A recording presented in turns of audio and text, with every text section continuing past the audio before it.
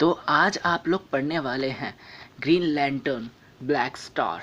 और तो ये बेसिकली एक मिनी सीरीज़ होने वाली है जिसमें 3 एपिसोड्स होंगे और ये भी बेसिकली छोटे छोटे होंगे। और इसका इवेंट ग्रीन लैंटर्न के ब्लैक स्टार को हराने के तुरंत बाद का है। और है ना, वो बेसिकली बहुत ज़्यादा लंबी वाली सीरीज़ है, मतलब 63 इश्यूज़ के आसपास। तो अगर हमारा चैनल ग्रो करने में आप लोग हेल्प करोगे तो होप कि हम आपके लिए भी वो समरी में एकदम बता दें। तो और लिटरली ये एक चीज़ बताऊँ इसके बारे में, तो सबसे ज़्यादा जहर आज तक की ये आपको है ना ग्राफिक नॉवल लगेगी। इसके ग्राफिक्स बहुत ज़्यादा हाई है। तो होप करता हूँ कि जो जो मैंने अभी तक आपको बताया वो समझ में आ गया होगा। तो बिना किसी देरी के हम स्टार्ट करते हैं।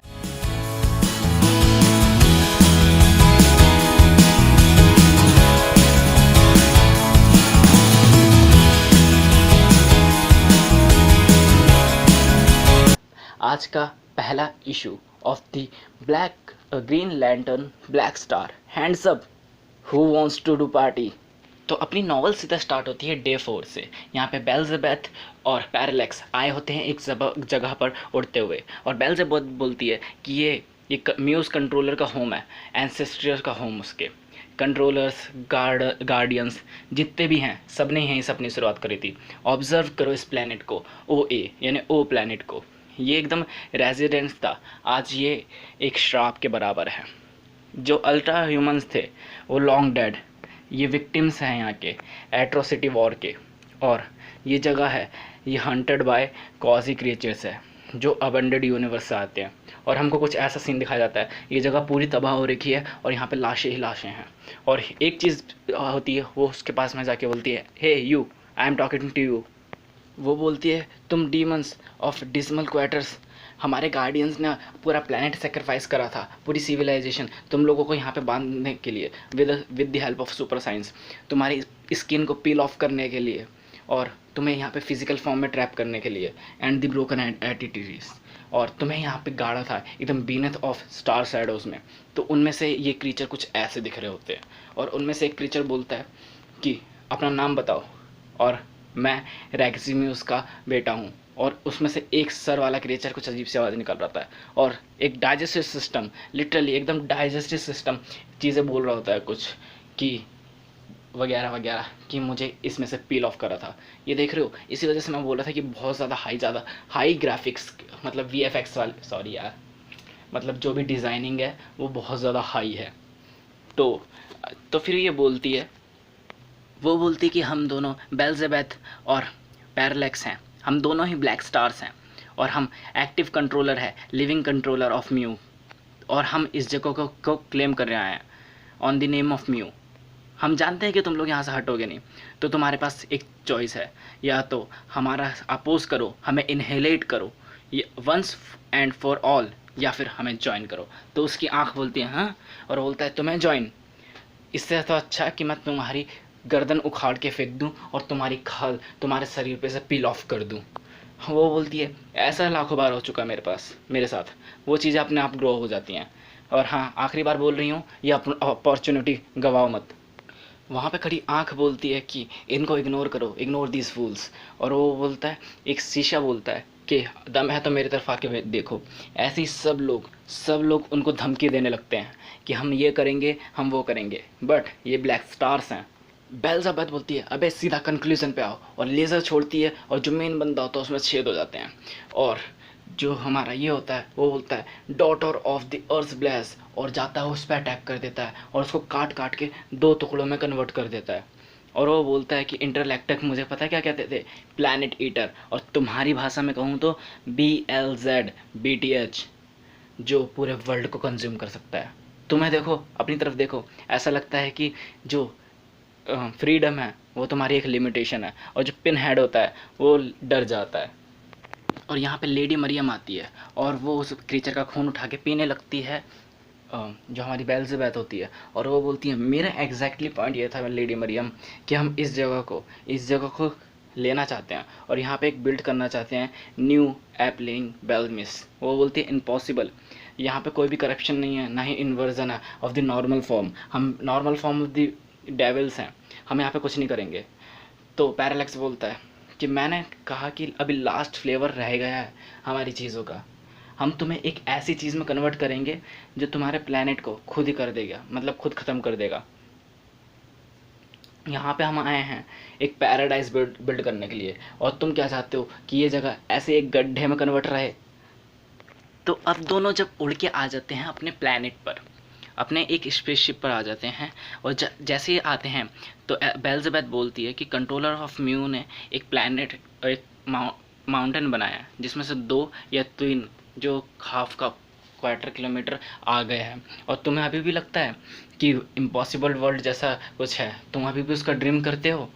तो वो बोलती है कि मैंने तुमको लास्ट नाइट देखा था, तुम सपने में डरे हुए थे, यू लुक्ड सो वनरेबल, और मैं तुम्हें ऐसा कुछ नहीं कर सकती जो तुम्हें सपनों से आज़ादी दिला सके।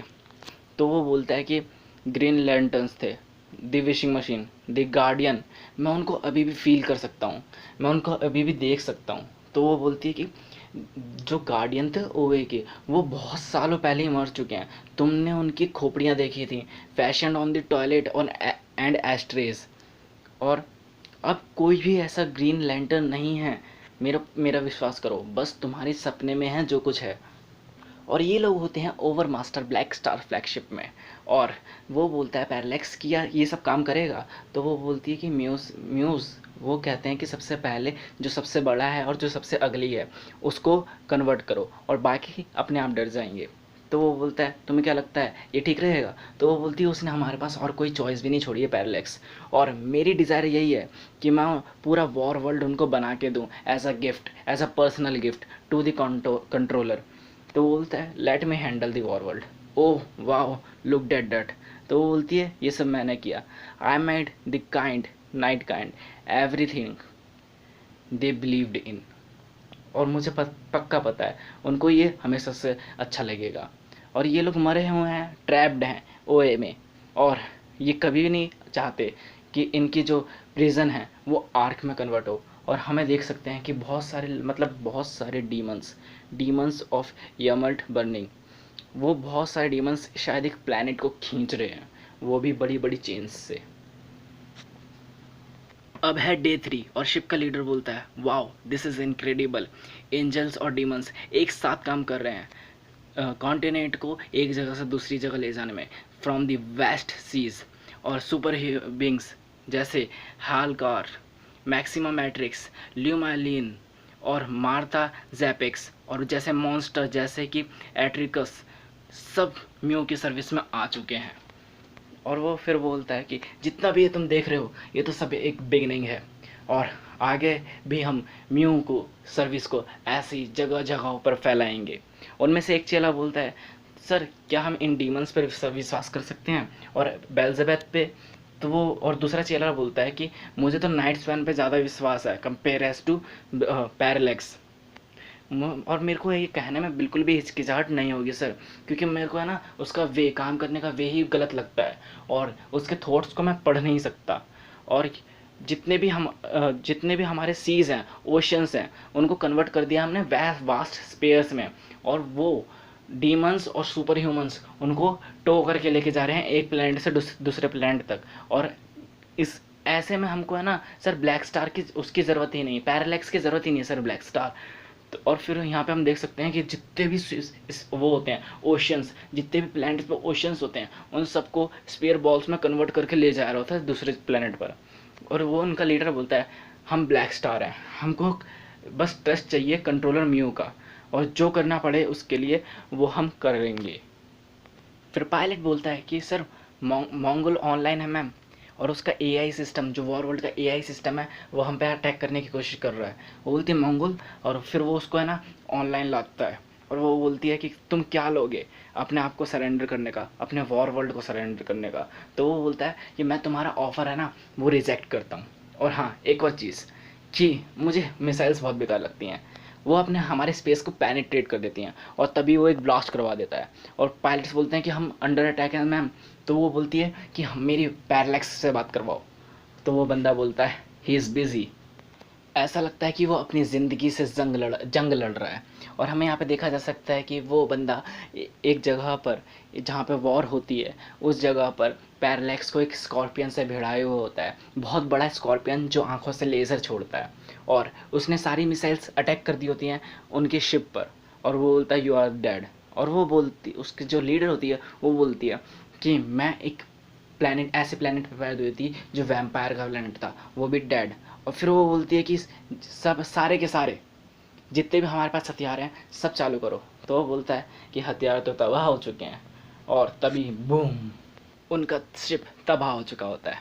और वो जोर से चिल्लाता है सारे के सारे मर चुके हैं, अब ये बंदा आखिरी ब्लैक स्टार है, इसको धीरे धीरे तड़पा तड़पा के मारना, सबसे पहले तो इसके रिप्रोडक्टिव ऑर्गन्स को उखाड़ो। फिर तभी आवाज़ आती है कि ओवर मास्टर डिस्ट्रॉयड। अब वेल डन मोंगली, अब मेरी बारी। अब ओवर मास्टर 2 की बारी, उसके बाद ओवर मास्टर 3 की बारी, उसके बाद 4 की बारी, और ऐसे हमारे पास कई हज़ार हैं। और ये बोलती है बेल्ज़ेबथ। और हाँ, यहाँ पे हम देख सकते हैं कि सारे के सारे ब्लैक स्टार्स ज़िंदा होते हैं और स्पेस शूट के साथ सीधा उस पर अटैक करने आते हैं। तभी आसमान से आग बरसने लगती है, मतलब तगड़ी वाली फायरिंग जिसमें सारे के सारे उसके ग्रह वाले लगभग मारे जाते हैं। और वो बोलता है अब तुम्हारा शांति का न्योता कहाँ गया, हिपोक्रेसी की भी सीमा होती है। और यहाँ पे हम देख सकते हैं कि पैरालेक्स ने उस स्कॉर्पियन को भी ख़त्म कर दिया होता है। और वो बोलता है कि अब हमारे पास कुछ ऐसे वेपन्स हैं जो तुम्हें ये सब मीनिंग समझा देंगी। और बेल्ज़ेबथ बोलती है कि Mongul, king of the war world, अब तुम्हें पता चलेगा कि जो शांति होती है मौत की, वो भी एक शांति ही होती है। अब सब कुछ सब तबाह करने के बाद वो बोलती है उससे कि सब खत्म हो चुका है, बट मैंने तुमको देखा था एज अ चैलेंजर, और तुमने मेरे अंदर से जो मेरा बेस्ट वर्जन था, या कहूँ जो वर्स्ट वर्जन था, उसको तुमने मेरे अंदर से बाहर निकाला। ये सब कुछ रिलेटिव नहीं लग रहा। तो वो बोलता है अब तुम मेरे साथ क्या करोगी। तो वो बोलती है आई ड्रैंक यू ड्राई, जितनी भी एनर्जी है तुम्हारी लाइफ की और तुम्हारे प्लानट की, बट हमारे पास तुम्हारे लिए और भी कुछ ज़्यादा प्लान्स हैं। हम तुम्हारे पूरे प्लानट को मरकरी की प्लेट से कवर कर देंगे, और यही फ्यूचर होगा तुम्हारे वॉर वर्ल्ड का। अब हमें ज्वाइन करो। वो बोलता है कि मैं जिसने माउंटेन्स को तोड़ डाला, डेथ स्टार की गर्दन मरोड़ डाली, और ट्रैम्पल्ड वर्ल्ड का राजा हूँ मैं, तुम्हें ज्वाइन करूँ? हाँ, नेवर। तो वो बोलती है कहने में तो बहुत आसान है, बट अब तुम समझो इस बात को, अपना सरेंडर कबूल कर लो, या फिर सीधा एक इनविटेबल कंक्लूजन पे आते हैं। हमारे पास एक प्लान है तुम्हें रीमेक करने का। तो अभी तक हमें ये बात पता चल चुकी है कि ये लोग जिसके लिए भी काम कर रहे हैं वो चीज़ें कलेक्ट कर रहा है, जैसे कि प्लैनेट्स कलेक्ट कर रहा है, प्लैनेट्स के ओशंस कलेक्ट कर रहा है, और प्लैनेट्स के जितने भी सन्स हैं यानी स्टार्स हैं उनको कलेक्ट कर रहा है। और जो बेल्ज़ेबथ है वो लीडर है इस शिप की। अब डे 2, पैरालेक्स बोलता है कि वो आ रहे हैं। और तुम्हें लगता नहीं कि ये अजीब सा है कि हमने उनको कभी भी नहीं देखा, लगभग हमने उनको बहुत पहले ही देखा था। और हम, तुम्हें याद भी है वो दिखते कैसे हैं? तो वो बोलती है ऑफ कोर्स, मैं रिसेंटली उनसे मिली थी एज अ मीडिएट। और जब हम एक्सट्रॉइड एक्स में थे उन्होंने मुझे अपनी विश बताई थी पैरालेक्स, और वो हम लोग चाहते थे कि हम अपनी रिलेशनशिप को एज अ सैक्रेड मैरिज में कन्वर्ट करें। वो बोलते हैं हमारी रिलेशनशिप, तुम्हारे पास तो हार्ट बीट भी नहीं है, और हमारी रिलेशनशिप मतलब, वो बोलती है अगर मास्टर को कुछ हुआ तो बस मैं ही हूँ जो म्यूज़ के ड्रीम को देख सकती हूँ, और फिर मैं हर एक जितने भी कॉन्शियस बीइंग है पूरे यूनिवर्स में सबको ब्लैक स्टार में कन्वर्ट कर दूँगी। और मुझे इन सब चीज़ों के लिए तुम्हारी मदद चाहिए पैरालेक्स, और जो हम दोनों एक साथ में जन्नत का मज़ा ले सकते हैं। और तुम और मैं, हम दोनों म्यू की आखिरी उम्मीद हैं। यकीन ना हो तो उनसे ही पूछ लेना, वो अपने रास्ते में ही है। अब सीधा सीन शिफ्ट होता है ओवर मास्टर 1, जो कि कंट्रोलर म्यू का पर्सनल ट्रांसपोर्ट है। उस पर म्यू ने एक प्लान बना रखा होता है, एक बड़ा प्लान, एक मास्टर प्लान, जिससे वो सब कुछ कर सकता था जो वो चाहता है। अब डे 2 आ चुका है, आई मीन 1 आ चुका है। अब ये लोग ऐसे प्लेनेट पे होते हैं जिस पे अच्छी खासी बर्फ़ जम रही होती है, वो भी मौसम में आए भारी बदलावों की वजह से, जो कि इनकी वजह से ही आया होगा बेसिकली। तो फिर ये बोलती है, एलिजाबेथ बोलती है, वो देखो कैसे आइज़ मेल्ट हो रही है, कैसा ये सब हेवन जैसा लग रहा है, और यहाँ पे आने वाले हैं, और ये सब हमने उन्हीं के लिए किया है, म्यू के लिए, दी कंट्रोलर। और एक बड़ी सी शिप, वही लगता है वही शिप आकर लैंड होती है और वो बोलती है कंट्रोलर आ चुके हैं, उनका पाथ क्लियर करो, इल्यूमिनेट हिज वे।